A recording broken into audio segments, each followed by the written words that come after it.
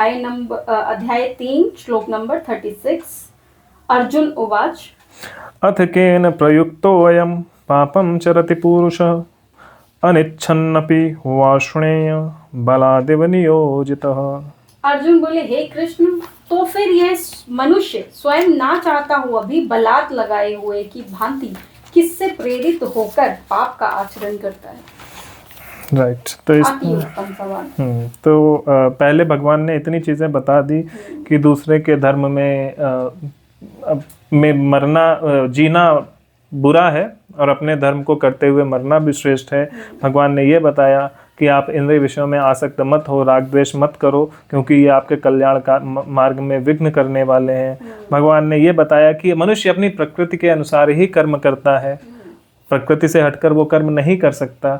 इस तरह की जब चीज़ें उन्होंने बनाई तो अर्जुन कहते हैं कि अगर ऐसा है कि मनुष्य अपनी प्रकृति के अनुसार कर्म करता है, अगर वो अपने धर्म में रहे तो उसको कोई प्रॉब्लम नहीं होगी, उसको कष्ट नहीं होगा, उसको वो गलत रास्ते पर नहीं जाएगा, तो फिर लोग बुरे कर्म क्यों करते हैं? क्यों? क्योंकि अब उन्हें ऐसा लगा कि जो दुर्योधन है, शायद ऐसा लगा कि दुर्योधन वो भी तो अपने धर्म का पालन कर रहा है, युद्ध कर रहा है, तो उसके साथ ऐसा क्यों हो रहा है? यस, वो भी कर रहा है और हम भी कर रहे हैं, तो फिर बुरा कैसे हो रहा है? सब तो अपनी प्रकृति के अनुसार कर्म कर रहे हैं, तो फिर ये प्रॉब्लम कहाँ से आ रही है? एक बात, अगर हमारे वीडियो किसी ने देखे होंगे तो उसका जवाब वो ऑलरेडी समझ गया होगा। लेकिन भगवान ने क्योंकि यहाँ वन लाइनर बोले हैं, सिर्फ नॉर्मल अभी बता रहे हैं, डिटेल में डेप्थ में जितना हम बता रहे हैं उतना नहीं बता रहे भगवान, वो नॉर्मल बता रहे, इसीलिए अर्जुन का अभी तक कंफ्यूज होना स्वाभाविक है।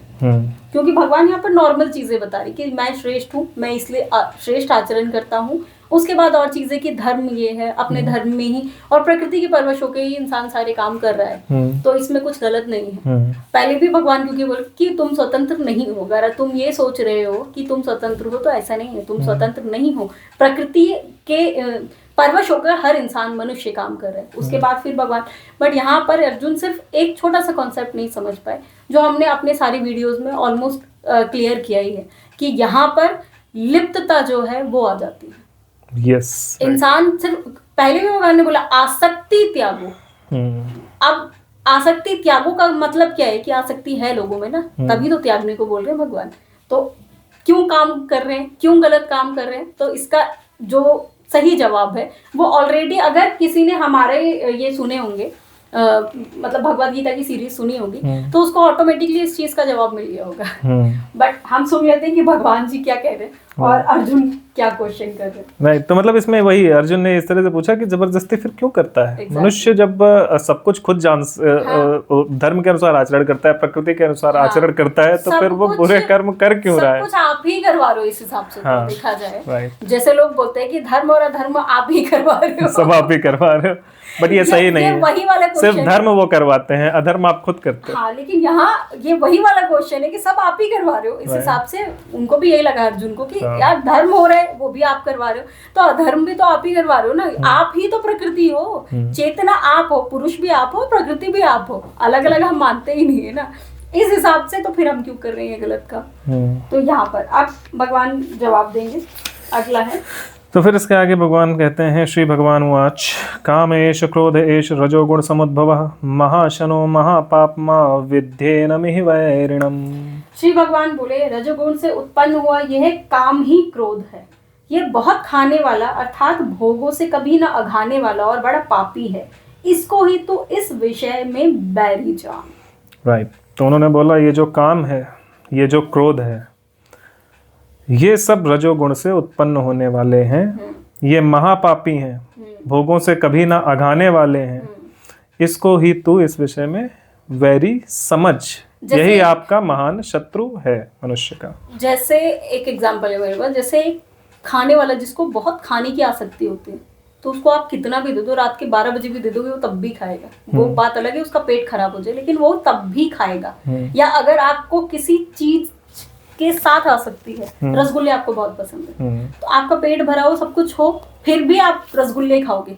या अगर आपने रसगुल्ला खा लिया, 4 रसगुल्ले थे आपने खा लिया, एक अगर बचा भी रहेगा ना, छोड़ दिया आपने कि यार बस हो गया, अब नहीं खा सकता, लेकिन वो जो त्याग किया ना आपने, वहां पर छोड़ दिया कि बस हो गया मेरा, तो बाद में घर पे जाके आप उसके लिए ग्लानि करोगे कि यार एक छोड़ दिया, ये तो गलत कर दिया। तो इस हिसाब से यहाँ पर भगवान बोल रहे हैं कि इंसान की, मनुष्य की प्रवृत्ति बिल्कुल उसी इंसान की तरह हो जाती है, ना तो वो भोगों का भोग करते थकता है, और गलती से उससे कुछ छूट जाए तो उसके लिए वो बहुत ग्लानि करता है। तो क्योंकि काम उसके साथ क्या है, फिर वो क्रोध, तो उस चीज से उसको क्रोध भी उत्पन्न होता है, ये कर चाहिए मुझे, बट अगर वो चीज नहीं मिली उसको या छूट गई किसी कारणवश, तो उससे क्रोध भी वही उत्पन्न होती है। बिल्कुल। तो यहाँ पर भगवान वही बोलना चाह रहे हैं, तुम बताओ।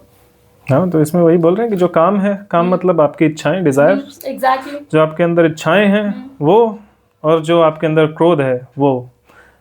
पहले तो उन्होंने बताया कि ये रजोगुण से उत्पन्न हुई ये दोनों चीजें हैं, तो सिर्फ ये दो नहीं, रजोगुण से जो कुछ भी उत्पन्न हो रहा है वो सब कुछ ही वैरी है, बट मेन काम और क्रोध है, बिकॉज बाकी जो कुछ भी आएगा वो इसी के अंदर घुसता चला जाएगा। भ्रम तो ऑटोमेटिकली क्रिएट हो एग्जैक्टली, रही है, वो सब ने पिछले श्लोकों में एग्जैक्टली वो पहले बताया गया है, और वो सब चीजें इसकी, उसके चक्कर में फिर, हाँ, तो ये सब चीजें उसके अंदर आएंगी। तो उन्होंने बोला कि रजोगुण से उत्पन्न होते हैं। रजोगुण क्या होता है? राजतत्व। रजोगुण का मतलब होता है, लोग सोचते हैं राजा होना रजोगुण है, नहीं, रजोगुण का मतलब है कि विलिंगनेस, इच्छा होना, लग्जरीज को एंजॉय करने की इच्छा होना। वही तभी मैंने बोला कि राजा राजा के पास सब होता है। हाँ, तो एक जब नॉर्मल इंसान जिसके अंदर रजोगुण होता है, उसका मतलब ये है कि मुझे सब चाहिए, मैं सब चाहिए, बिल्कुल ऐशो लेविश लाइफ चाहिए। राइट, लेकिन राजा वो नहीं होता जो लेविश लाइफ जीता है। राजा वो होता है जो पब्लिक के बारे में सोचता है। लेकिन रजोगुण वो है कामना करता है, जो जिसके, जो राजा के पास जो चीजें हैं उनका एंजॉय खुद के लिए करने के लिए जिसकी इच्छा होती है, वो रजोगुणी है। और जो राजा है, राजा क्या करता है, उसके पास जो कुछ भी है वो पब्लिक वेलफेयर के लिए यूज करता है। ये डिफरेंस होता है सही राजा। बाकी राजा तो बहुत सारे घूम रहे हैं, कोई भी राजा बना हुआ है आजकल और अपने आप को सेटिस्फाई कर रहा है, अपनी इच्छाएं पूरी कर रहा है, बस पब्लिक के लिए नहीं कुछ कर रहा है। That is different thing, but actually ये होता है। तो रजोगुण क्या है? Willingness of enjoying the luxuries. Exactly. तो लग्जरीज को क्या बोलते हैं? वो ऐश्वर्य, हाँ, भोग विलास को एंजॉय करने की जो इच्छा होती है उसको बोलते हैं रजोगुण। जैसे अगर उसके पास 10,000 है तो वो सोचेगा कि पहले मैं एक कार तो ले लूं और बाद में देखा जाऊंगी, EMI भर लूंगा, कोई दिक्कत नहीं है। जैसे उसकी सैलरी 50,000 होगी तो उसके पास एक घर भी होगा जो रेंट पे EMI पे चल रहा होगा, उसके साथ एक कार भी होगी जो EMI पे चल रही होगी, उसके साथ और AC वगैरह भी लगा रखा होगा जो EMI पे चल रहा होगा, क्योंकि हर चीज उसको चाहिए। क्यों? उसकी सैलरी इतनी है, उसको लगता है कि 50,000 मेरे लिए बहुत है, और इसमें कुछ हो ना हो EMI भर के मैं ये सारी ऐश्वर्यों का, भोग विलास तो का यूज तो कर ही सकता हूँ। तो उसमें वो हो जाता है। फिर अब सीन क्या होता है बाद में, जब उसकी जॉब छूटती है कोरोना जैसे टाइम में, तो उसके बाद उसके अंदर क्रोध आना चालू होता है, क्योंकि जॉब या तो खत्म हो चुकी होती है या तो आपका सैलरी जो है वो 25% रह जाती है। उस केस में उसके दिमाग में फिर क्रोध उत्पन्न होने लगता है, क्योंकि अपनी जरूरत तो वो पूरी नहीं कर पाता।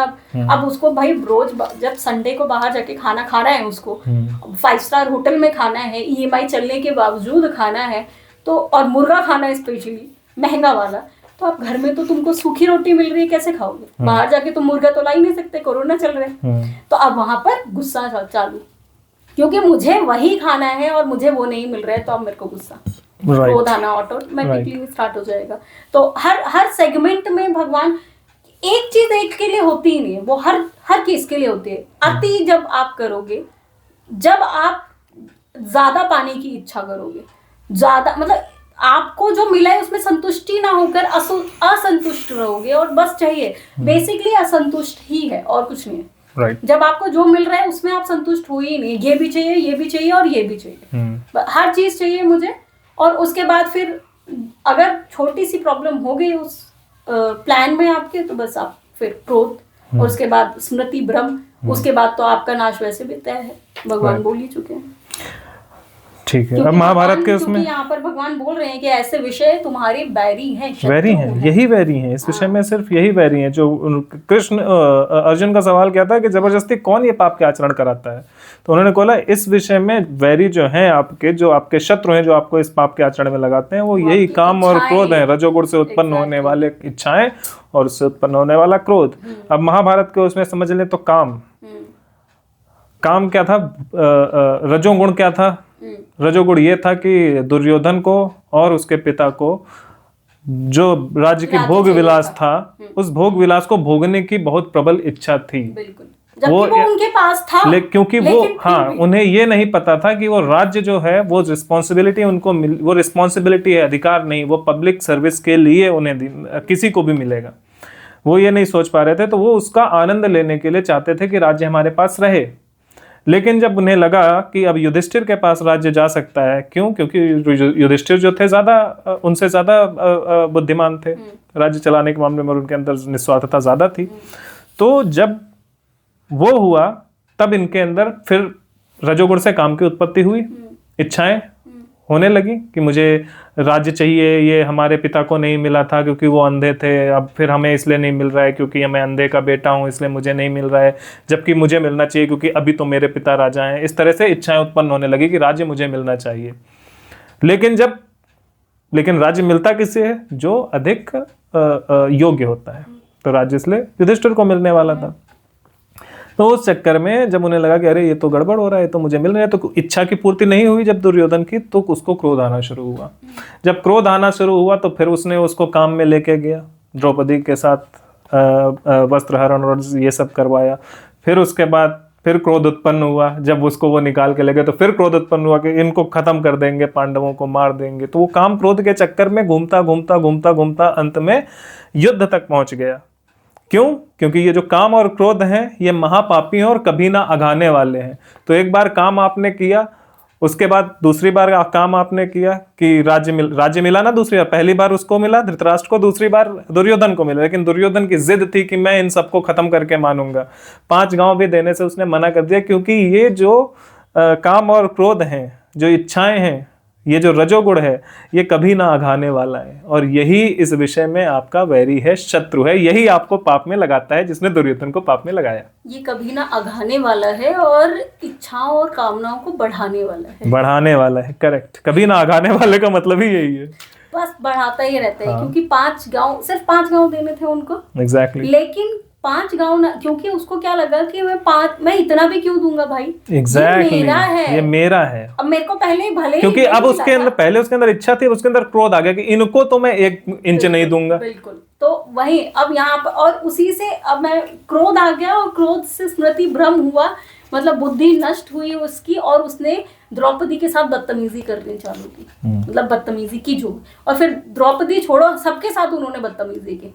जितने भी उनके श्रेष्ठ वहां पर थे सबके साथ, विदुर के साथ भी बदतमीजी की उन्होंने, ऐसा नहीं, सबके साथ बदतमीजी करना चालू की। क्योंकि ऑब्वियसली वो बोलते हैं ना, विनाशकाली विपरीत बुद्धि, तो बस वो वाला सीन था। तो भगवान ने वैसे ही बोला है कि जो इस तरीके, जो स्मृति भ्रम तक पहुंच गया उसका विनाश तो तू तय ही मान, फिर तो कुछ ऑप्शन ही नहीं है उसके बाद। तो हमें ट्राई करना है कि ये जो स्मृति भ्रम है उससे पहले हम अपने क्रोध को शांत कर लें। इससे सीखने वाली बात ये है कि हम हमारी वो स्मृति भ्रम की स्थिति हम पैदा ना होने उससे पहले हम अपने क्रोध को कम कर लें, और उससे पहले हम अगर काम पे कंट्रोल कर लेंगे तो क्रोध वैसे भी नहीं आएगा। तो यहीं पर भगवान बोले संतुष्टि लाना सीखो अपनी लाइफ में। संतुष्टि नहीं होगी तो ये वैरी जो है ये आपको काट डालेंगे, खत्म कर देंगे आपको। आप छोड़ो, आपका कुल नहीं बचेगा, कोई नहीं बचेगा। दुर्योधन का कौन सा कुल बचा? राइट। और हमारा कुल तो मनुष्य है ना, मनुष्य जाति ही नहीं बचेगी। बिल्कुल, अगर इसी आप उसमें लगे रहे तो मनुष्य जाति नहीं बचेगी, मनुष्य नहीं बचेंगे, फिर रोबोट मिलेंगे आपको, रोबोट जिसको सोचने समझने का कुछ है ही नहीं। भाई देखो अभी क्या शुरू हुआ है कि इसी काम और क्रोध के चक्कर में क्या हो गया, लोग अलग अलग रिलीजन बना के एक दूसरे को मार रहे हैं, कास्ट बना के एक दूसरे को मार रहे हैं। फिर जब ऐसे करते सब खत्म हो जाएंगे तो फिर कोई एक रिलीजन बचेगा, फिर वो आपस में एक दूसरे को मारेंगे, फिर और आगे समय आएगा, फिर लगेगा कि यार ये तो सब कुछ एक ही हो गया, अब लड़ें किससे? तब फिर रोबोट्स आएंगे, तब रोबोट्स कहेंगे अच्छा तुमसे अब ना हो पाएगा, अब हम तुमको मारेंगे, अब वो इनको मारेंगे, खत्म कर देंगे, फिर अल्टीमेटली रोबोट को भी खत्म ही होना है, सब कुछ खत्म होना है, वो खत्म होके ही रहेगा। क्यों खत्म होगा? क्योंकि ये काम और क्रोध के चक्कर में आप हो। तो सतयुग आने के 2 तरीके हैं, या तो आप काम और क्रोध को मार दो, या तो तुम सब मर जाओ। तो अब देख, और इसमें क्या हो सकता है? काम क्रोध को मारना बहुत पॉसिबल है, लेकिन आप करोगे नहीं। ये अगर वो किया जाए तो ऐसा नहीं, लोग बोल रहे हैं ना कि सीधे सृष्टि का विनाश होगा और जल जला आएगा तभी जाके सतयुग आएगा। कुछ नहीं आने वाला, कुछ नहीं आएगा। जैसे अगर के मर रहे हैं ना हाँ, लोग, जैसे वैसे अगर आप से। काम और क्रोध को कंट्रोल कर लो तो डायरेक्ट सतयुग आएगा, नहीं कंट्रोल करोगे तो खून खराबा करने के बाद आएगा। आना है, उसको रोक नहीं सकते आप, धर्म को कोई नहीं रोक सकता। खून खराबे में परमाणु बम भी चल सकते हैं। एग्जैक्टली भाई, महाभारत हुआ तो था, महाभारत हुआ, उसके बाद फिर सब सृष्टि चल रही है, तो वो होगा, चलेगा, यहाँ पर भी होगा और फिर हाँ, चलेगी सृष्टि। लेकिन उससे पहले भी था, सतयुग त्रेता जो भी हुए थे, हर टाइम में महाभारत तो हुई सतयुग है। त्रेता जब हुए तब ऐसा कोई महाभारत जैसा युद्ध बड़ा तो नहीं हुआ। लेकिन क्यों? क्योंकि उस समय उनके पास बुद्धि थी, वो काम क्रोध को कंट्रोल कर रहे थे, तो सृष्टि आगे चल रही थी। जब काम क्रोध को लोग कंट्रोल नहीं करेंगे तो युद्ध होंगे। सृष्टि तो चलेगी ही चलेगी, आप नहीं रोक सकते उसको। हाँ, महाभारत का तो यहाँ पर नाम इसलिए भी दे दिया क्योंकि ये एक्चुअल में बहुत बड़े लेवल पे था, बट उससे पहले नहीं हुआ ऐसा नहीं है। रावण का और राम जी का जो युद्ध चला था वो भी बड़े, लेकिन फिर भी वहां पर आप ये ले सकते हो कि वहां इतने बड़े लेवल, मतलब इस तरीके का नरसंहार इतना बड़ा नहीं होता था उसमें। नरसंहार तो था उस टाइम भी, बट दूसरी तरफ राक्षस थे, एक तरफ इंसान थे। हाँ। यहाँ पर तो दोनों साइड में इंसान लड़ रहे हैं ना एक दूसरे से, ये नीचता और ज्यादा बढ़ गई। नहीं, यहाँ पे भी मनुष्य और राक्षस दोनों हैं। हाँ, प्रवृत्ति ना यहाँ पर नहीं, यही है, राक्षस अलग नहीं है, मनुष्य ही राक्षस है जब उसकी प्रवृत्ति राक्षस जैसी है और मनुष्य। लेकिन मुद्दा क्या है कि आजकल कुछ मनुष्य हैं वो भी राक्षसों के गोद में बैठे हुए हैं, तो दोनों तरफ राक्षस मनुष्य दोनों ही हैं। तो वहां पे क्या होगा, जो इनोसेंस हैं उनके मरने की संभावना बढ़ जाती है, राइट। अब जब कोई आतंकवादी बलात्कारी को लोग अपने देश में बसा के रखते हैं, फिर जब सामने वाला उन पे अटैक करता है तो कहते हैं अरे मासूमों को मार रहे हो। इसीलिए वो ऐसा हो रहा है क्योंकि वो मासूम जो है आतंकवादियों को अपने पीछे छुपा के बैठे हुए हैं। That is the problem. तो ये चीजें ऐसी होती रहेंगी अगर काम और क्रोध को कंट्रोल ना किया जाए। काम क्या है? काम आपका ये भी है, आपका जो इच्छा है ये भी है कि मेरा नाम पूरी दुनिया में हो। रिलीजन यही हो गया ना, मेरा नाम पूरी दुनिया में हो। कास्ट, हम सबसे बड़े हैं, ये काम ही तो है। और क्या है? इच्छा ही तो है। हाँ, वही कि हमारा सरनेम सबसे बड़ा होना चाहिए, इच्छा ही तो है। हमारा देश, हम इस देश के हैं तो हम सबको कंट्रोल करेंगे, ये क्या है? इच्छा ही तो है। हमारा देश भगवान के सबसे निकट हम हैं, सबसे निकट हम, ये क्या है? कोई नहीं, ये हमारा अधिकार है भगवान के ऊपर, अधिकार है, यस। तो ये सारी चीजें जो है हो सकती है ना, इच्छाओं की कोई वो तो है नहीं, सीमा तो है नहीं, इच्छाएं कहीं तक भी जा सकती है, चांद पे घर बसा ले। हाँ, और इसीलिए ये इतनी ज्यादा हैं जिनको लिस्ट नहीं किया जा सकता। इनको समझने का सबसे अच्छा तरीका क्या है कि आप सरेंडर कर दो। इसलिए बोलते हैं भगवान में समर्पण कर दो। लेकिन समर्पण भगवान में लोग कैसे करते हैं? हमने तो भगवान को समर्पित कर दिया है, अब हमको कोई दिक्कत नहीं, अब हम सबसे बड़े भक्त हो गए। तो भाई वो समर्पण ही नहीं करते हैं, वो दुनिया में गाते फिरते हैं। समर्पण का मतलब ये है कि मेरे अंदर जो इच्छा जन्म हो रही है उसको ज्यादा वो नहीं दूंगा, मतलब ज्यादा भाव नहीं दूंगा उसको, संतुष्ट रहूंगा। हाँ, जो जितनी भी इच्छाएं मेरे अंदर पैदा होंगी, जरूरी है तो ठीक है, वरना मैं उसको भाव नहीं दूंगा। मैं कोशिश ये करूंगा कि ईश्वर में ध्यान लगाऊं, और ईश्वर जो है वो धर्म भी है। तो काम सही से मैं करता रहूं, धर्मयुक्त आचरण करता रहूंगा, और इन चक्करों में काम क्रोध के नहीं फंसूंगा। तो इनको कंट्रोल करने का सब कर्म से द्वेष होगा, ना ही मोह होगा, कुछ भी नहीं होगा, कुछ भी नहीं। बिल्कुल न्यूट्रल पोजीशन बोलते हैं उसको। किसी चीज में लिप्तता नहीं है तो किसी चीज से द्वेष भी नहीं कर सकते। बिल्कुल, बस। लेकिन ये चीजें लाना थोड़ा इम्पॉसिबल नहीं है, थोड़ा टफ है, बस ये कह सकते हैं। लेकिन अगर कोई प्रैक्टिस करे इसका, हाँ, थोड़ा सा टफ स्टार्टिंग में लगता है, फिर जब आप थोड़ा उसके बस आपको क्या है, दरवाजे के अंदर घुसना मुश्किल है। एक बार दरवाजे में एक पैर रख दिया, फिर अंदर चलना is not a tough task. फिर वो 100, 200, 500, 1000 किलोमीटर का जितना रास्ता है वो बहुत आसान है, बिकॉज वहाँ एलिवेटर्स लगे हुए हैं। So you don't need to do anything, बस आप खड़े हो जाओ और बस आप पहुँचते चले जाओ। बस एंट्री लेकिन आपको करनी